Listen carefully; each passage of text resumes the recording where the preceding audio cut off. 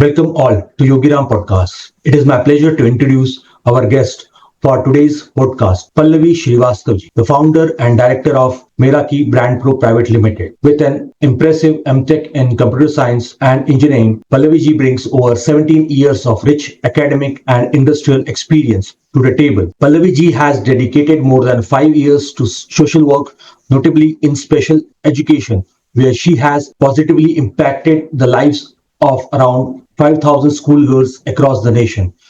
Very warm welcome Pallavi ma'am, आपका Yogiram podcast में बहुत बहुत स्वागत है। And ma'am, thanks, really I am thankful for your time, ने इतने शॉर्ट नोटिस पे टाइम निकाला, and thanks for coming to the podcast. Thank you, Yogesh. Thank you. Thank you for inviting me. So to start with, please share a bit about your professional journey and what led you to start Meraki. Thank you, Yogesh. And अगर बात करें कि कब start किया तो मैं बहुत पीछे जाना चाहूंगी कि जब मेरे बचपन में मुझे एक ड्राइंग का आर्ट का बड़ा शौक था। तो तब होता है ना कि बच्चे हाँ ड्राइंग करते हैं एंड ठीक है भूल जाते हैं बाद में, बट क्योंकि हमारी ट्रेडिशनल फैमिलीज में ऐसे ही चला आ रहा है कि अच्छा 12th करनी है, ग्रेजुएशन करनी है, पोस्ट ग्रेजुएशन करनी है, फिर आपको जॉब करना है, बीच में शादी हो गई तो शादी हो गई, तो आप वो उसी एक ट्रेडिशनल ढर्रे पे चले आते हो। तो मेरा भी वैसे ही हुआ कि हमने इंजीनियरिंग करी, फिर जॉब करी, बट कहीं ना कहीं इन सब में, इस भागदौड़ में आपका वो पैशन पीछे रह जाता है। तो बीच में मैं जहाँ पर एक जगह जॉब कर रही थी, वहां पर जो भी प्रोजेक्ट पे मैं जिस पे काम कर रही थी, साथ में हम उस प्रोजेक्ट में हमें कुछ डिजाइनिंग भी करनी पड़ती थी सोशल मीडिया पोस्ट की। तो वहां से कहता ना कि एक वो वापस से वो पैशन जागा और लगा कि अरे डिजाइनिंग में तो बड़ा मजा आ रहा है। देन एक छोटा सा इंसिडेंट हुआ कि मेरे को कुछ सॉफ्टवेयर सीखने थे एंड किसी ने मुझे बोला डिजाइनिंग के software like Illustrator, Photoshop, and किसी ने मुझे वहां पर बोला कि ये तो बहुत टफ होता है, ये नहीं सीख पाएगी। एंड वो मतलब इट चैलेंज मी, ऐसा क्या है, क्यों नहीं सीख पाऊंगी। एंड जब मैंने वो जॉब छोड़ी, उसके बाद मैंने अपने आप से वो कोर्स किया online and I started taking, मतलब विदाउट विदाउट रजिस्टरिंग मेराकी, मैंने ऐसे ही वो स्टार्ट किया। तब कुछ ऐसा माइंड में नहीं था। एंड उसके बाद एक मेरी फ्रेंड के थ्रू, जो कि आज हमारी कंपनी की को फाउंडर भी हैं, तो उनके थ्रू एक प्रोजेक्ट मिला किसी बड़ी कंपनी में, और वो मैंने वो प्रोजेक्ट किया एंड उसमें इतना अप्रिसिएशन मिला। वहां से एक थॉट जागा कि जब डिजाइनिंग में पैशन है, आप अच्छा कर रहे हो, तो क्यों ना इसको प्रोफेशन बनाया जाए। एंड वहां से मेरी की शुरुआत हुई। I started in 2020 as a proprietary firm with only one service, that is graphic designing. And gradually, we keep on adding new services. कि अच्छा आपने ग्राफिक डिजाइनिंग स्टार्ट करी है तो क्लाइंट कहीं और क्यों जाए, ब्रांडिंग की सारी सर्विसेज आप अपने पास ही स्टार्ट करो। एंड वहां से एक वो मेराकी की शुरुआत हुई एंड आज Meraki brand pro private limited है आपके साथ। Right, great.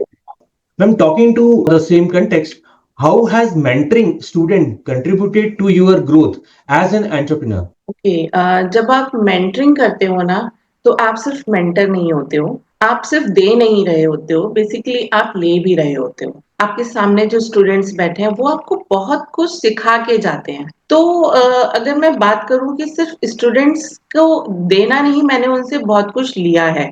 एंड आप उनसे फ्रेश आइडियाज सुनते हो।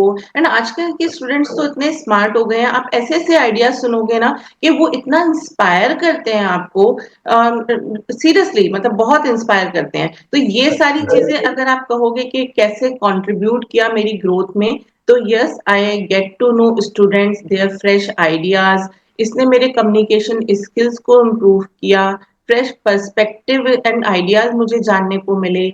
ऑब्वियसली इसमें आपकी लीडरशिप स्किल्स, मैनेजमेंट स्किल्स भी इम्प्रूव होती हैं, आपका नेटवर्क स्ट्रांग होता है।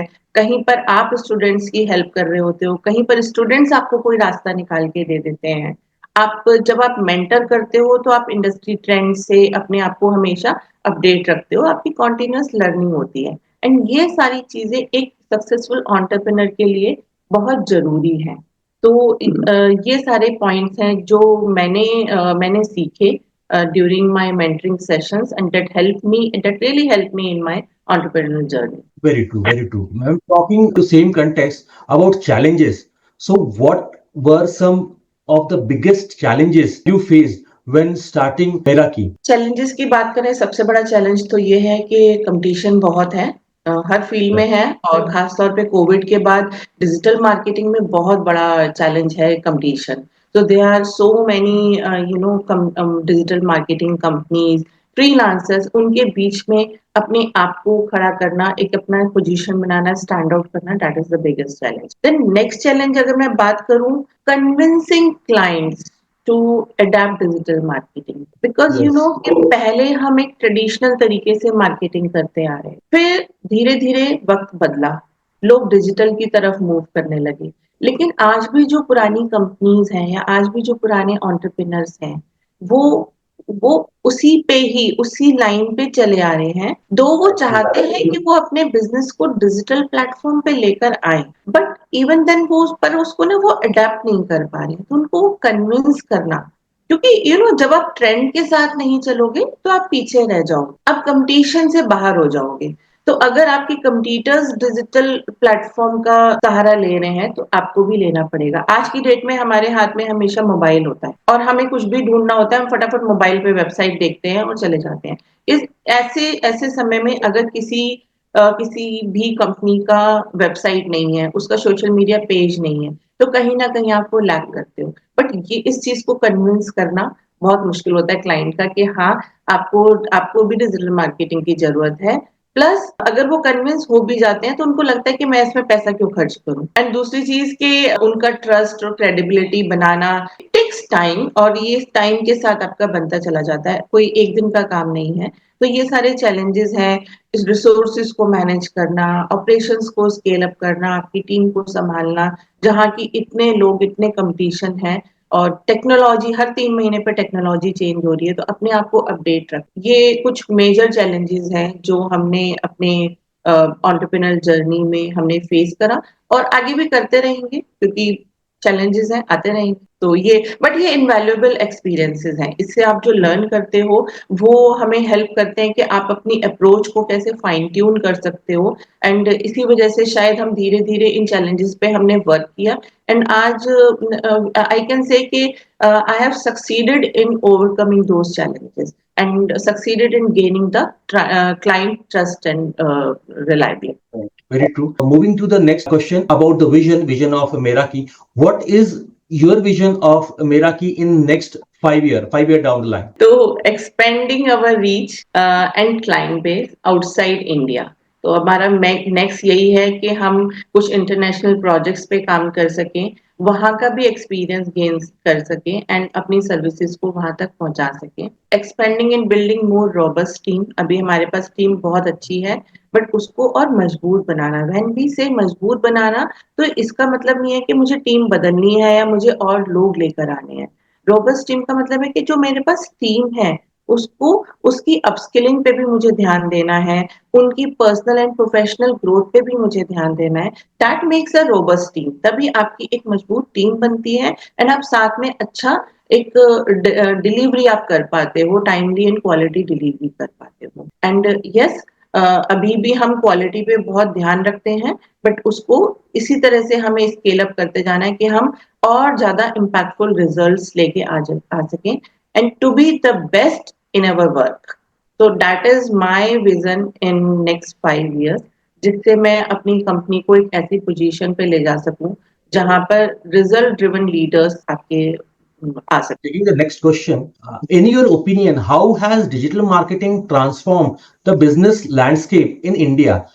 डिजिटल मार्केटिंग, यस, पिछले कुछ सालों में डिजिटल मार्केटिंग ने, कहते हैं ना, मार्केट में एक बूम ला दिया है। एक क्या क्या कहते हैं उसको कि एक आंदोलन खड़ा हो गया है, इनकलाब टाइप का। तो आज हर कोई, चाहे वो बड़ा बिजनेस हो चाहे छोटा बिजनेस हो, वो अपने आप को ऑनलाइन लेके आना चाहता है, बिकॉज यूजर भी अपने अपने किसी भी सर्विस के लिए, किसी भी प्रोडक्ट के लिए, रिक्वायरमेंट के लिए, वो भी ऑनलाइन ही सर्च करता है। So it has opened new era of opportunities, accessibility, reach and growth.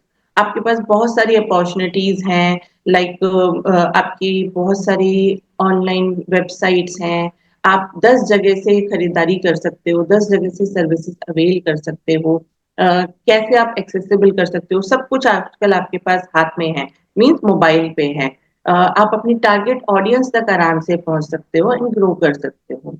पहले क्या था कि जब जमाना था कि टीवी में ऐड देने का या प्रिंट एड्स देने का, वो बहुत एक्सपेंसिव पड़ते थे। तो जब से डिजिटल मार्केटिंग आया है, तो it has given cost effective marketing solutions. आज आप टीवी एंड प्रिंट एड्स के बजाय और भी आपके पास बहुत सारे ऑप्शंस हैं। आप फेसबुक एड्स चला सकते हैं, आप बूस्टिंग कर सकते हैं, आप टारगेट ऑडियंस अपनी सेट कर सकते हैं, and that too in a very cost effective manner. तो आपके पास लो कॉस्ट ऑप्शन है अपने बिजनेस को बढ़ाने के लिए। प्लस आपका कंज्यूमर बिहेवियर चेंज हुआ है, जैसे मैंने पहले भी बात करी कि सब कुछ आजकल स्मार्टफोन में है, हर घर में इंटरनेट कनेक्टिविटी है। हमने वो टाइम भी देखा है जब इंटरनेट घर में नहीं होता था एंड हम लोग स्लॉट बुक कराते थे कैफे में, और इंटरनेट तब एक बहुत लग्जरी माना जाता था। लेकिन आज की राइट। डेट पर बच्चे बच्चे के पास इंटरनेट, तो एक कंज्यूमर बिहेवियर चेंज हुआ है। कस्टमर आज की डेट में बहुत ज्यादा इन्फॉर्म्ड है, अवेयर है, और उसको वो एक्सपीरियंस पे ज्यादा वर्क करता है, सीमलेस एक्सपीरियंस पर, कि कितना इजीली मैं अपनी सर्विसेज को, अपने प्रोडक्ट को अवेल कर सकता हूँ। एंड इसी वजह से कंपनीज भी वर्क कर रही हैं कि वो अपनी वेबसाइट को ज्यादा यूजर फ्रेंडली बना। तो दीज आर सर्टेन थिंग्स जो कि मुझे लगता है कि डिजिटल मार्केटिंग ने बहुत बड़ा एक चेंज लेकर आया है वो बिजनेसेस में। एंड यस, इससे स्मॉल बिजनेसेस जो स्टार्टअप्स हैं, उनको भी बहुत बूस्ट मिला है। वो भी छोटे से अमाउंट में अपनी मार्केटिंग कर सकते हैं। तो these are certain points, and आगे आगे बहुत अच्छा मार्केट इसका आने वाला है, and it will really help a lot to many freelancers and business owners, startup. I'm talking in context of customer and client. So how important is client feedback in the growth of your business and how do you utilize it? Yes, client feedback is very important. आपने एक बहुत ही अच्छा और important question पूछा है। सबसे बड़ी बात है कि पहली बात तो आपकी जो रिव्यूज हैं, जो फीडबैक है, उनको एक्सेप्ट करना सबसे बड़ी चीज ये है। फीडबैक आपका राइट। अच्छा भी हो सकता है, बुरा भी हो सकता है, लेकिन कोई भी फीडबैक बुरा नहीं होता। वो एक अपॉर्चुनिटी होती है और अच्छा और इम्प्रूव करने की, अच्छे से अच्छा करने की। तो पहले तो मेरा यही सजेशन है सबको कि फीडबैक को एक्सेप्ट करिए, अच्छा बुरा तो बाद की बात। एंड अगर आप देखेंगे तो फीडबैक आपको आपको ये बताता है कि आप कैसे अपनी सर्विसेज को, अपने डिलीवरेबल्स को कैसे इम्प्रूव कर सकते हैं। एंड आपका अगर आप फीडबैक क्लाइंट से लेते हैं, तो वो एक क्लाइंट रिलेशनशिप भी स्ट्रॉन्ग बिल्ड करता है, स्ट्रॉन्गर क्लाइंट रिलेशनशिप। हम लोग जब भी प्रोजेक्ट पे काम करते हैं, तो हम टाइमली फीडबैक तो लेते ही रहते हैं, और अगर कुछ भी चैलेंजेस होते हैं या क्लाइंट की एक्सपेक्टेशंस मीट नहीं हो रही हैं, तो ऑब्वियसली हम उस पे काम करते हैं। हमारी पूरी टीम मिलकर उस पे ब्रेनस्टॉर्म करती है कि जो भी लैकिंग है हम उसको कैसे ठीक कर सकते हैं और आगे वो ना हो। एंड मैंने देखा है कि ये आपका बहुत अच्छा तरीका है क्लाइंट से रेगुलर फीडबैक लेने का, during the project, not after finishing the project, during the project भी, एंड अपनी टीम को भी वो इंसाइट्स देने का, क्योंकि टीम को भी मौका चाहिए इम्प्रूव करने का। तो it enhance client satisfaction and retention. जो भी आपकी मार्केट में चेंजेस हैं, रिक्वायरमेंट आए दिन रिक्वायरमेंट चेंज हो रही है क्लाइंट की। एक स्ट्रैटेजी जो एक क्लाइंट पे वर्क कर रही है, वो दूसरे क्लाइंट पे वर्क नहीं करेगी। तो it helps you to adapt changing needs, market trends और requirement, and refine your value proposition. तो हम इसीलिए client feedback during the project भी लेते हैं, एंड प्रोजेक्ट खत्म हो गया तो ऑब्वियसली वो फीडबैक लेते हैं, because it help us to gain trust and authenticity to future clients. What are the core values that guide your business decision at Meraki as a co-founder also? Okay, core values की बात करें तो सबसे पहला honesty, integrity. आप बस जो कर रहे हैं वो गुड इंटेंशन से करिए, ऑनेस्टली करिए, अपने आप चीजें होती चली जाएंगी। तो सबसे पहला जो हम चीज ध्यान रखते हैं, वो इंटीग्रिटी का ध्यान रखते हैं। अगर चैलेंजेस भी आते हैं ना, तो भी वो हम क्लाइंट को कन्वे करते हैं, कम्युनिकेशन गैप नहीं होना चाहिए। तो इंटीग्रिटी पे काम करिए, क्लियर कम्युनिकेशन रखिए हमेशा, एंड क्वालिटी पे ध्यान दीजिए, ना कि क्वांटिटी पर। ये हमने शुरू से ये मेंटेन करा हुआ है कि हमें जो डिलीवर करना है वो क्वालिटी प्रोजेक्ट डिलीवर करना है, एंड टाइमलाइंस का बहुत ध्यान रखना है कि टाइम फ्रेम आपका with in that time frame आपका काम खत्म होना चाहिए। अगर आप कुछ भी कर रहे हो उसकी अकाउंटेबिलिटी होल्ड करिए। देखिए टेक्नोलॉजी का ज़माना है, कई बार ऐसा भी होता है कि ड्यू टू टेक्निकल चैलेंजेस कुछ चीज़ें बिगड़ जाती हैं या कुछ चीज़ें जैसे हम एक्सपेक्ट कर रहे हैं वो नहीं हो पाता।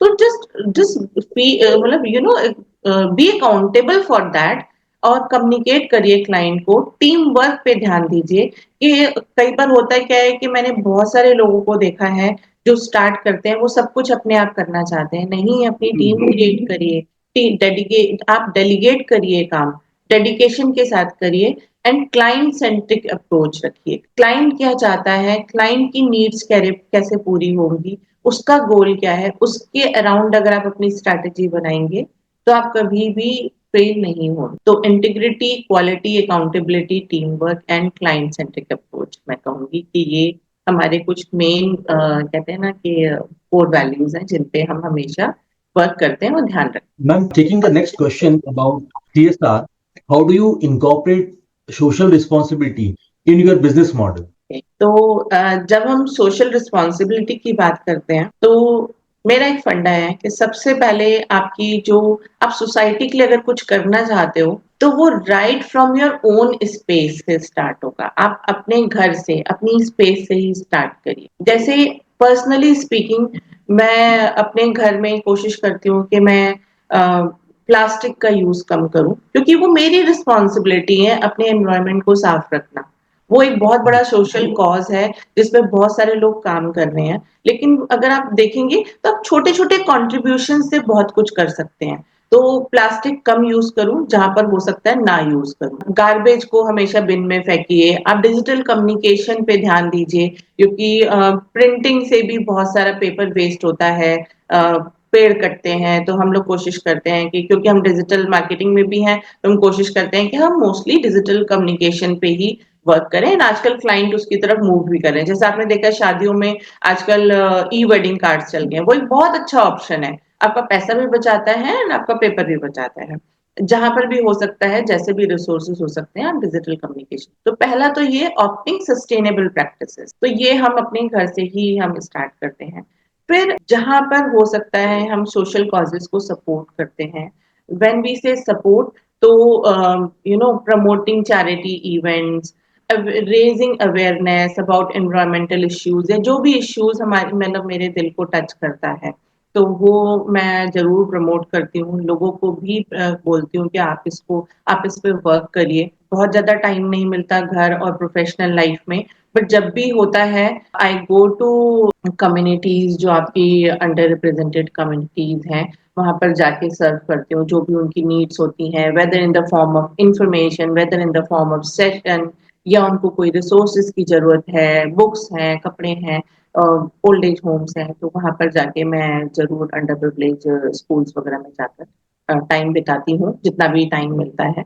तो ये छोटे छोटे प्रयास हैं जो हम सब कर सकते हैं और ये छोटे छोटे प्रयास मिलकर ही बड़े प्रयास में कन्वर्ट हो जाते हैं। तो these are certain things that we do. Taking the next question, what advice would you give to inspiring entrepreneurs who are just starting out? तो मेरा पहला एडवाइस तो ये है कि क्लाइंट के पीछे मत भागिए। जब आप स्टार्ट कर रहे हो तो अपनी पहले सर्विसेज पे या अगर आप जो भी प्रोडक्ट्स हैं आप पहले उन पे ध्यान दीजिए। ज्यादातर जो एंटरप्रेन्योर्स होते हैं, स्टार्टअप्स होते हैं या जो आइडिएशन स्टेज में होते हैं, वो सोचते हैं कि बस मुझे काम मिल जाए किसी तरह से। नहीं, वो सही तरीका नहीं है।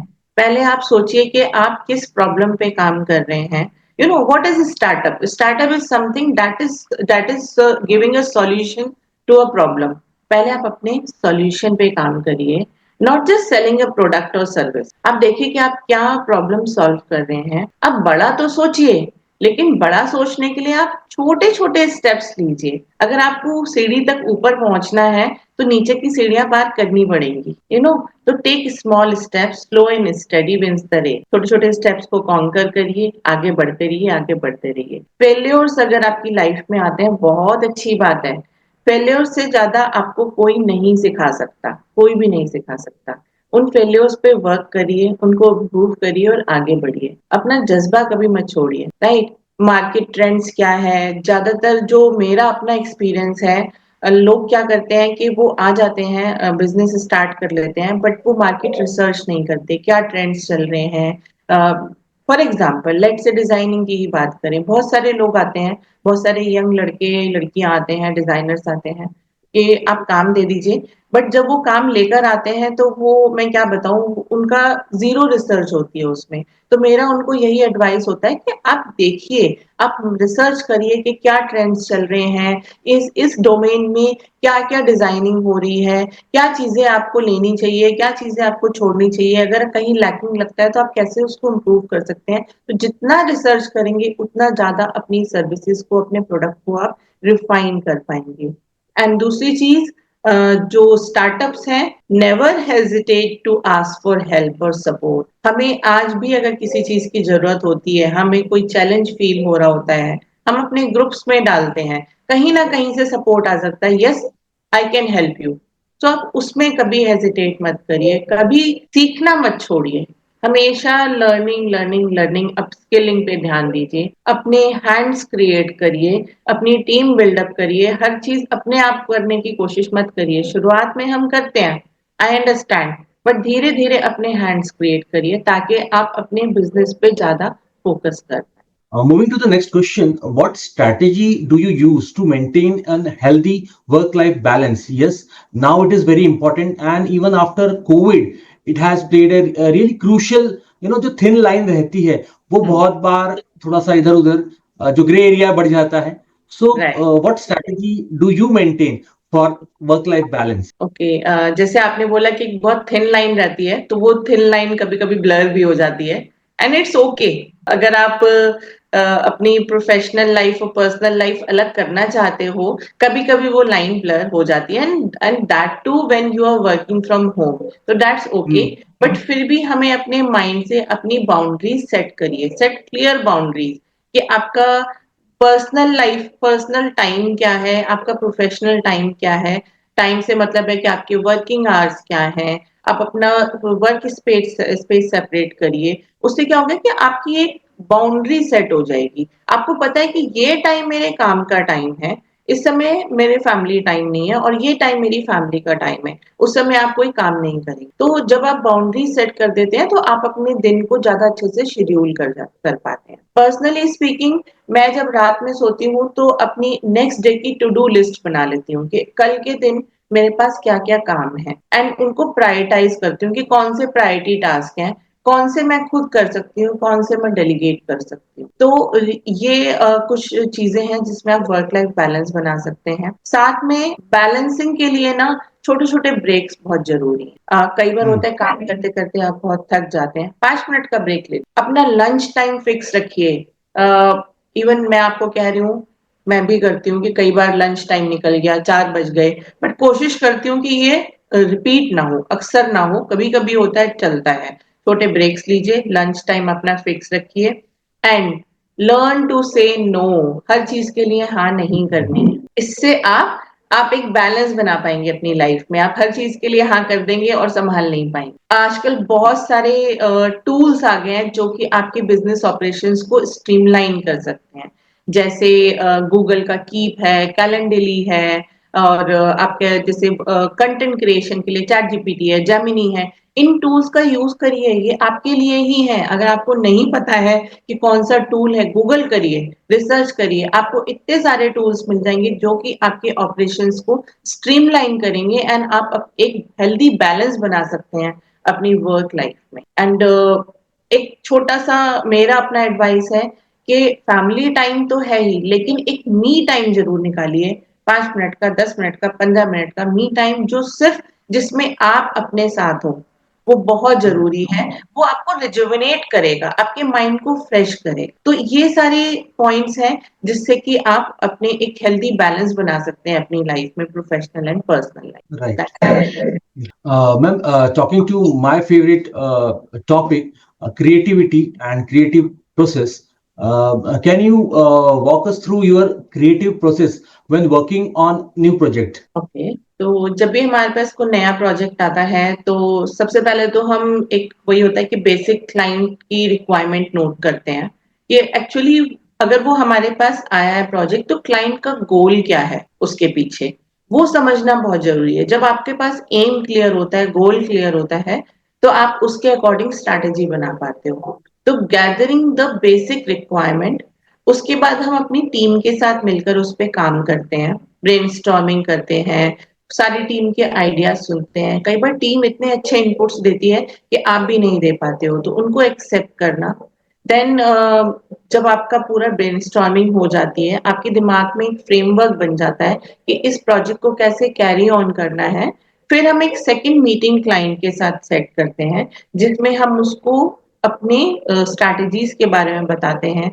कुछ क्वेश्चंस होते हैं हमारे माइंड में जो कि हमारी फर्दर स्ट्रैटेजी को रिफाइन करने में हेल्प करेंगे। तो उसके बिजनेस को समझना, उसकी डिटेल रिक्वायरमेंट और लेना, करंट चैलेंजेस क्या है, वो सारा समझ के अपनी स्ट्रैटेजी डिस्कस करके फिर हम उस स्ट्रैटेजी को रिफाइन करते हैं। When we refine that strategy and वो स्ट्रैटेजी क्लाइंट से अप्रूव हो जाती है, उसके बाद जो हमारा काम एक्चुअली इम्प्लीमेंटेशन का शुरू होता है। मंथली कैलेंडर बनाते हैं, उसमें हम लोग कंप्यूटर रिसर्च करते हैं, मार्केट ट्रेंड्स क्या चल रहे हैं, क्या चैलेंजेस हैं, अभी तक क्लाइंट किस तरह से काम कर रहा था एंड उसके क्या चैलेंजेस आए, उन चैलेंजेस को ओवरकम कर उसके बाद हमारा जो भी मंथली कैलेंडर के हिसाब से हमारा काम शुरू होता है। एंड साथ में हम लोग पीरियोडिक अपडेट्स देते हैं, प्रोग्रेस का, स्टेटस का। एंड कम्युनिकेशन बहुत क्लियर रखना चाहिए, तो वो भी हम करते हैं कि जितने भी चैलेंजेस है, अपडेट्स हैं, उनके बारे में टाइम टू टाइम कम्युनिकेट करना एंड क्लाइंट से फीडबैक। तो ये एक क्रिएटिव प्रोसेस है जो हम एक हर प्रोजेक्ट में एक लेकर चलते हैं। बाकी तो बहुत सारे पॉइंट्स हैं जो प्रोजेक्ट टू प्रोजेक्ट डिपेंड करते हैं, तो कुछ और ऐड ऑन हो जाता है। मैम टॉकिंग एक मिनट में ma'am break talking yes yes yes जी, ठीक है। Talking to the next question. मेरे को मैं जब बोलता हूँ तब मेरे को इको आता है। ओके, अच्छा, ख्याल से माइक का इशू हो गया क्या है। Talking to the next question about the trends in digital marketing, what are the trends in digital marketing do you find most exciting? सबसे बड़ा ट्रेंड जो आजकल इन है, आर्टिफिशियल इंटेलिजेंस। ये सबसे ज्यादा एक चैलेंजिंग नहीं कहेंगे, but yes challenging in the sense कि इतना काम हो रहा है, इतना काम हो रहा है। बहुत सारे डिजिटल मार्केटिंग कंपनी सोचते हैं कि ये हमारे लिए एक कंपटीटर खड़ा कर रहा है और हम कैसे compete करेंगे, हमारी नौकरियां छीन लेगा। तो सुन सुन के बड़ा एक एक्साइटिंग लगता है। But in my view, artificial intelligence is not to challenge you. It's to assist you. तो अगर आप देखेंगे तो आजकल इतने टूल्स आ गए हैं एआई के, जो कि आपके काम को, मैंने पहले भी बताया कि आपके काम को बहुत ईज आउट कर देते हैं। आप उसकी हेल्प लीजिए एंड आगे आगे आर्टिफिशियल इंटेलिजेंस में बहुत काम हो रहा है। तो एक मार्केट में बहुत बड़ा रिवॉल्यूशन आने वाला है। तो just flow with the flow and उसको अडेप्ट करिए अपने अपनी वर्किंग में, अपने प्रोसेस में, अपने बिजनेस में, and you will excel, definitely you will excel. And that is my advice. So artificial intelligence is most exciting thing that is going on and that will come in near future.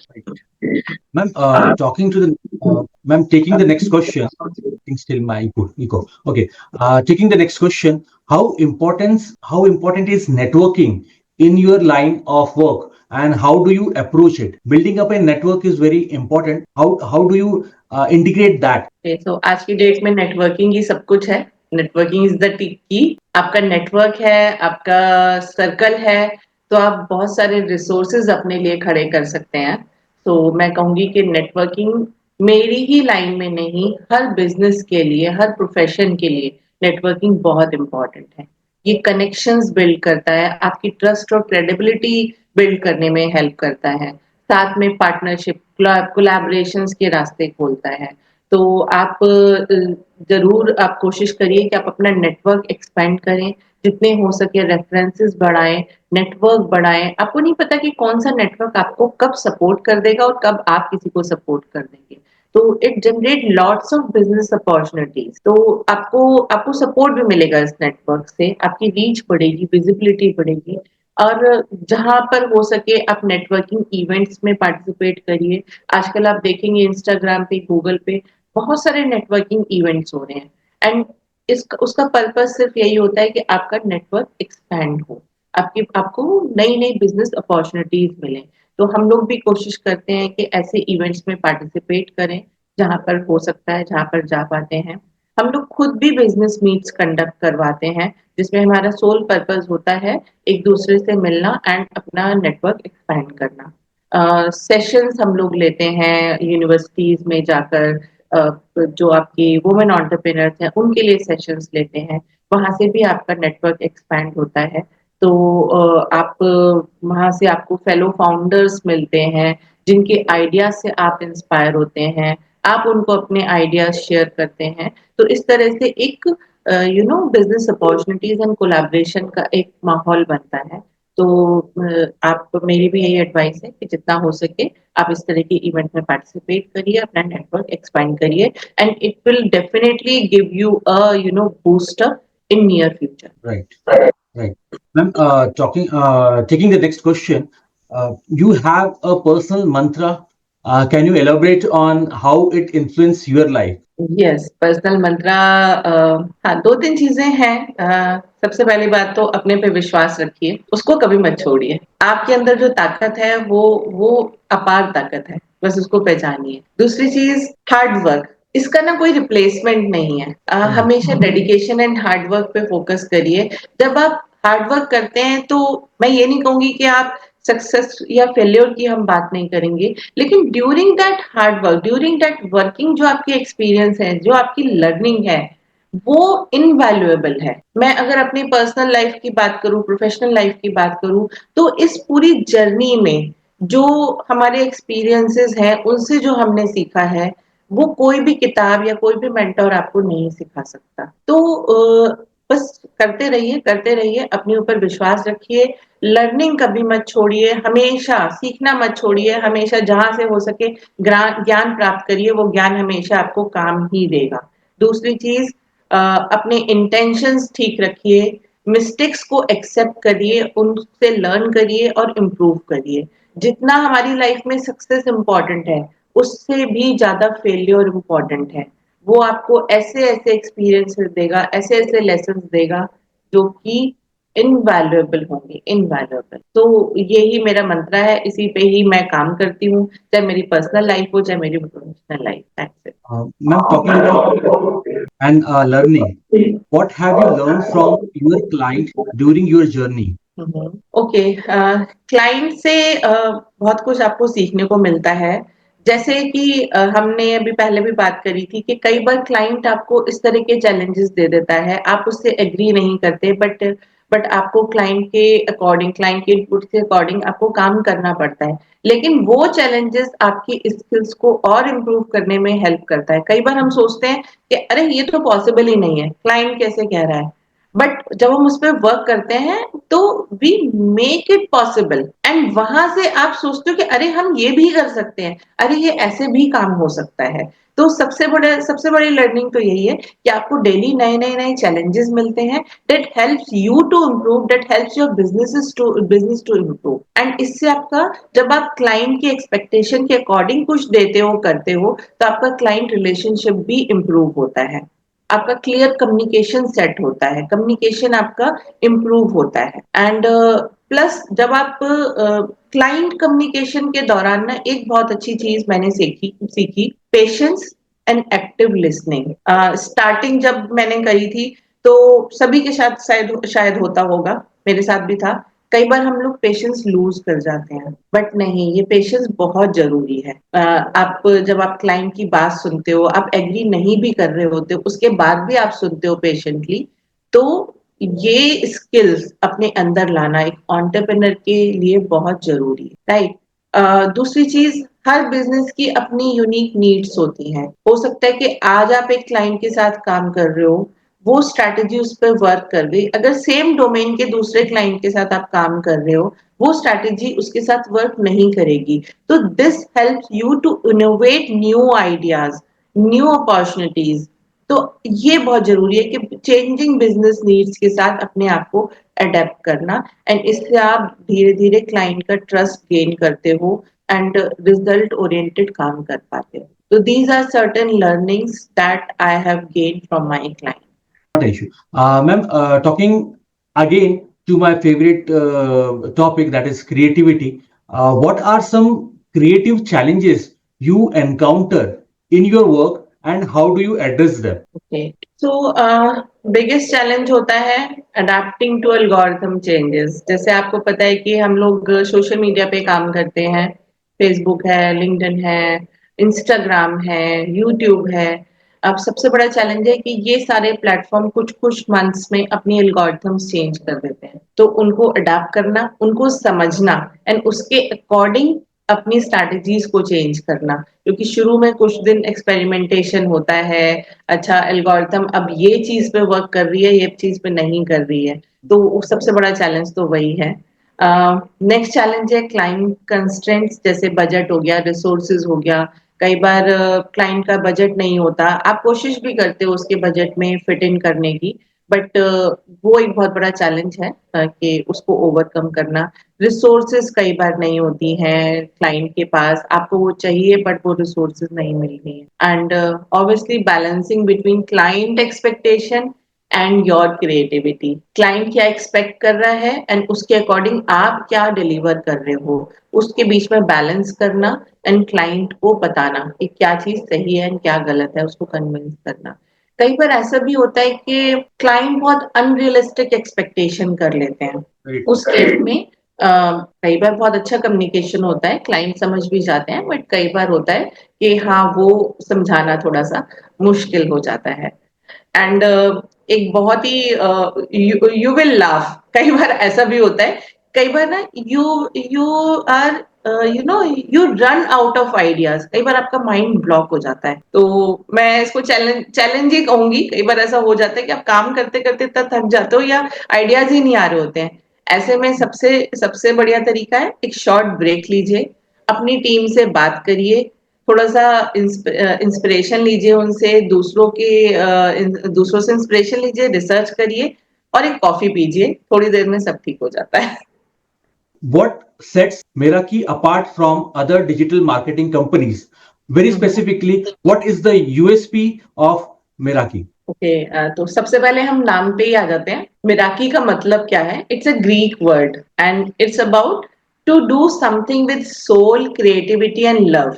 Means putting your soul in doing something. So that is our philosophy. जो भी हम करते हैं वो बहुत दिल से, बहुत मेहनत से एंड अपनी सोल लगा देते हैं उसमें। तो that is our main USP कि हम क्वालिटी पे बहुत ध्यान देते हैं, ना कि क्वांटिटी पर। 2 क्लाइंट रहे, 20 नहीं चाहिए, लेकिन क्वालिटी वर्क डिलीवर करें। अगर हम 20 केटर नहीं कर सकते तो नहीं करेंगे, हम एक साथ 4 ले सकते हैं, तो हम 4 क्लाइंट्स को ही केटर करेंगे। प्लस हमारी क्लाइंट सेंट्रिक अप्रोच होती है, जो भी क्लाइंट के अकॉर्डिंग बनती है। हम अपने अकॉर्डिंग नहीं, क्लाइंट क्या चाहता है उसके अकॉर्डिंग हमारी स्ट्रैटेजीज बनती हैं। We focus good amount of time on market research, जो कि मैंने पहले भी बोला कि मोस्टली जो डिजिटल मार्केटर्स होते हैं या जो अभी नए स्टार्ट कर रहे हैं, वो लोग इसमें रिसर्च पे टाइम नहीं लगाते। तो हम लोग रिसर्च पे, कंप्यूटर रिसर्च पे बहुत टाइम लगाते हैं। We focus on results and ROI, long term relationship पे वर्क करते हैं। तो ये हमारी कुछ यूएसपीज हैं जिन पे हम कॉन्टिन्यूस वर्क करते हैं। इसी से हमारा प्रोजेक्ट स्टार्ट होता है एंड इसी को ध्यान में रखते हुए हम डिलीवर करते हैं। That is our USP. Talking about interaction with clients, can you describe good and bad experience about clients, client feedback, or the overall project process? Yes, मैं आपको एक इंसिडेंट बताना चाहूंगी। जो कि हम एक मीटिंग के लिए गए थे एक क्लाइंट के साथ, एंड उससे पहले जैसे मैंने बताया कि हम लोग रिसर्च बहुत करते हैं। हमने पूरा उनकी वेबसाइट वगैरह सब कुछ रिसर्च कर लिया। कुछ वेबसाइट में बहुत सारे लूप होल्स थे, इवन ग्रामेटिकल मिस्टेक्स थी बहुत सारी, वो भी हमने नोट डाउन कर ली। फिर हमने उनका सोशल मीडिया रिसर्च करा, सोशल मीडिया से हमने 2 उनके क्रिएटिव्स उठाए, पोस्ट उठाई एंड उसको रीडिजाइन किया, क्योंकि वो बहुत ही ऐसा लग रहा था कि किसी बिल्कुल नेव ने बना रखा हो। तो हमने उसको रीडिजाइन किया। अब बात थी कि हम उसको डिलीवर कैसे करेंगे। क्लाइंट को आप पहली बार मिलने जा रहे हो और आप ये नहीं कह सकते कि आपको काम करना नहीं आता या आपका अच्छा काम नहीं है। फिर बट वो मीटिंग इतनी अच्छी रही, the client was also very, आज मैं क्लाइंट बोल रही हूँ क्योंकि वो हमारे क्लाइंट है, तो क्लाइंट वाज वेरी हैप्पी जो हमने उनको रीडिजाइन करके दिया, जो चीजें हमने उनको मतलब बताई कि इस तरह से और बेटर हो सकता है, बजाय ये बोलने के कि आप ये गलत है, हमने कहा ये और बेटर हो सकता है अगर इन चीजों पे ध्यान देंगे। And that first meeting turns out to be a big project. आज हम उस प्रोजेक्ट पे काम कर रहे हैं, तो that is one incident. And talking about a bad experience, again we went to a meeting, जैसे हम हमेशा करते हैं, हमारी पूरी तैयारी थी, हमने काम किया, सब कुछ किया, एंड मीटिंग बहुत अच्छी रही। एंड दे जस्ट कि नहीं हमें आप ही के साथ काम करना है। सेकंड मीटिंग, थर्ड मीटिंग भी हमने करी, एंड उसके बाद ही घोस्टेड, घोस्टेड Oh, मतलब वो गायब हो गया क्लाइंट। हमने इतना उस पर वर्किंग करी, ग्रुप भी बन गया, बट वो गायब हो गया। आई डोंट नो क्या हुआ, हमें भी नहीं पता। तो that was a bad experience, और we can say not a bad experience, but it's a experience, जो कि उससे भी हमें बहुत सारी लर्निंग मिली। तो ये दो इंसिडेंट्स मुझे याद आए अचानक से, आपने पूछा, होता है ऐसा। what do you learn from your competitor in the digital marketing space in context of even freshers or the competition into digital marketing field? I'm talking about from freshers, from new entrepreneurs or new business or freelancers. Okay, सबसे बड़ी चीज तो बहुत सारे freelancers की हम बात करें तो कुछ उनमें कुछ चीजें लैकिंग होती हैं, जैसे मैंने वही बताया कि क्वालिटी पे फोकस नहीं करते। लेकिन जिस जो उनमें जज्बा मैं देखती हूँ ना फ्रीलांसर्स में, because freelancing is not easy, freelancing is not easy, तो उनमें जज्बा काम करने का एंड टाइमली डिलीवरी का, कुछ फ्रीलांसर्स की अगर मैं बात करूं, तो वहां से मेरे को वो बड़ा अच्छा एक्सपीरियंस रहा कि किस तरह से वो अपने अपने काम को आगे बढ़ा रहे हैं धीरे धीरे, कैसे क्लाइंट रिटेंशन कर रहे हैं। तो ये एक लर्निंग पॉइंट है। प्लस कंपटीटर्स की अगर हम बात करें, तो हम लोग हमेशा कंपटीटर रिसर्च में ये फोकस करते हैं कि हमारे कंपटीटर्स क्या अच्छा कर रहे हैं एंड क्या लैकिंग है, क्योंकि जो लैकिंग है वो ही आपको ग्रैप्स करना है, और जो अच्छा कर रहे हैं वो उससे आपको इंस्पायर होना है, कॉपी नहीं करना। Mind my words, not copy but inspire, inspiration आपको मिलती है। एंड क्या वो नहीं कर रहे हैं, तो ये भी एक बहुत बड़ी लर्निंग है कि उन चीजों को अपने अपनी वर्किंग में इनकॉर्पोरेट करना। तो that these are two learnings जो मेरे को लगता है कि हमने अभी ओवर द टाइम कंपटीटर्स से, अपने फ्रीलांसर्स से हमने। Right. What are the key elements of building a strong brand identity? Okay, when we talk about key elements, तो पहली बात तो brand identity means you are creating, if you are working on branding, you are creating a unique identity. तो हम elements की बात करें तो सबसे पहले तो आपका विजन, मिशन एंड वैल्यूज आपको क्लियर होनी चाहिए। हर ब्रांड के अपने विजन मिशन होते हैं, उसकी वैल्यूज होती हैं, राइट। हर ब्रांड के अपना टारगेट ऑडियंस होता है। जैसे for example talking about Nestle, तो उसका अपना एक ऑडियंस है। टॉकिंग अबाउट कुछ ऐसे हम ले लेते हैं, जैसे ये जिम प्रोडक्ट्स होते हैं, उनका अपना एक ऑडियंस है। तो आपकी टारगेट ऑडियंस आप अपना सेट करिए, that is your brand identity. आप किसके लिए काम कर रहे हैं, आप किसके लिए अपने प्रोडक्ट या सर्विसेज को बना रहे हैं। Then third thing is your USP, आपकी यूएसपी क्या है। आपने भी मुझसे क्वेश्चन पूछा कि आपकी यूएसपी क्या है, तो हर ब्रांड की अपनी यूएसपी होती है जो कि उसको अलग करती है अदर ब्रांड से, अपने कंपटीटर से। Brand personality, when we say about brand personality, तो मींस आपकी, आप किस तरह से अपने ब्रांड को रिप्रेजेंट करना चाहते हैं।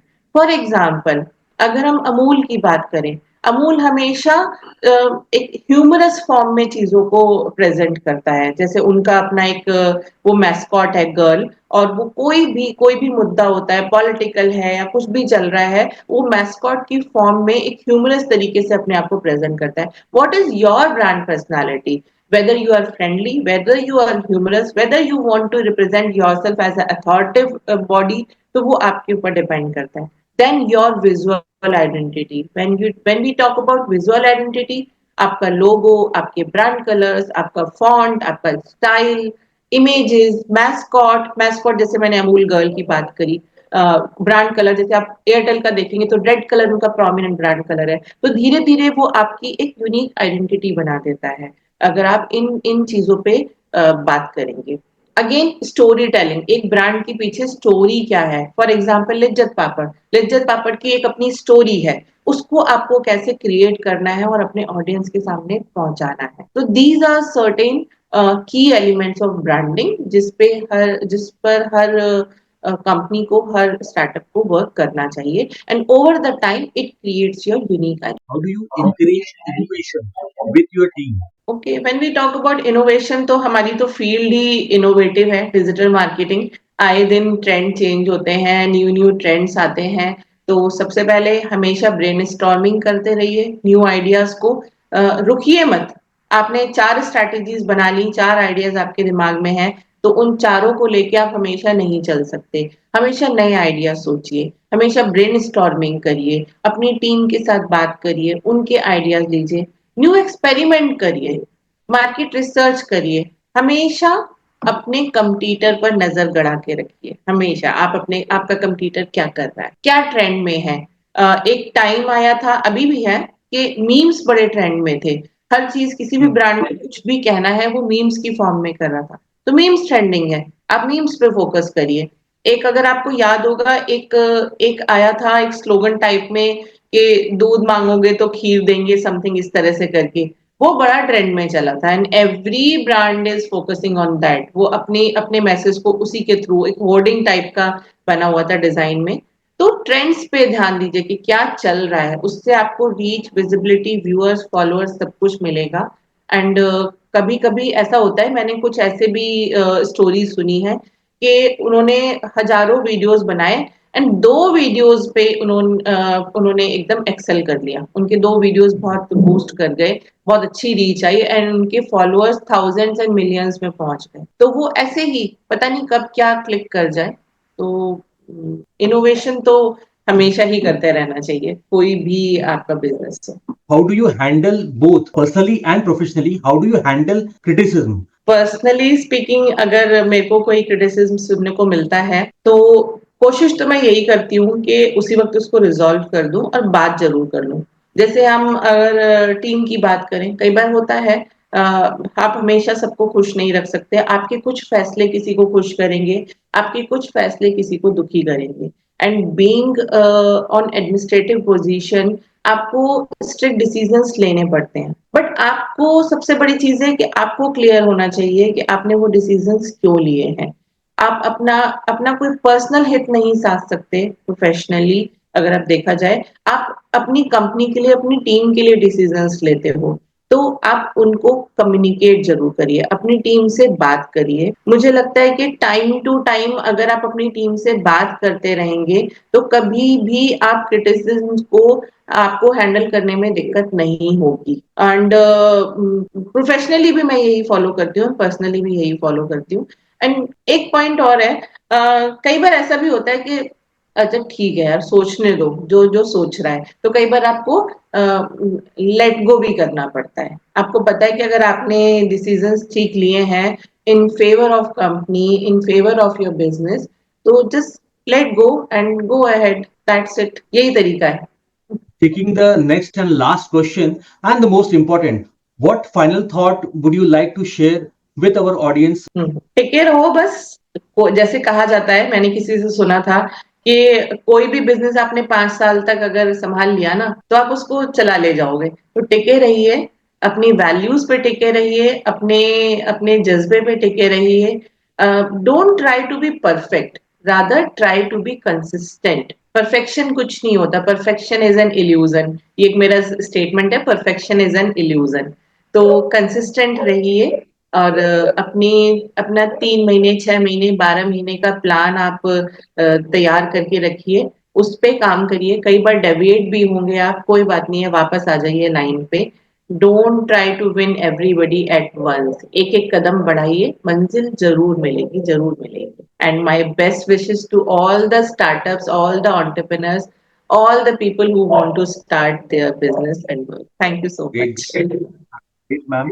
It was really My pleasure to have you on Yogiram podcast on very short notice and really thankful कि आपने टाइम निकाला योगीराम चैनल के लिए और बहुत सारी चीजें आपने शेयर करी in context of digital marketing community digital marketing services मैं जब बात करूं end of course your journey how you connect how you start how you overcome the hurdles और क्या क्या चीजें जो ट्रेंड है डिजिटल मार्केटिंग में इन बोथ प्रोस्पेक्टिव जब मैं बात करूं क्लाइंट की भी कस्टमर की भी और जो बिजनेस एंटरप्रेन्योर्स हैं या फ्रीलांसर्स हैं what problems they face how to overcome and what understanding both should have client as well as the service industry. Thank you so much, Yogesh ji. It was pleasure to be here and thank you so much. मुझे भी बहुत अच्छा लगा अपने विचार share करके आपके विचार जानकर. So thank you so much for this opportunity. Pleasure is all mine. Pleasure is all mine.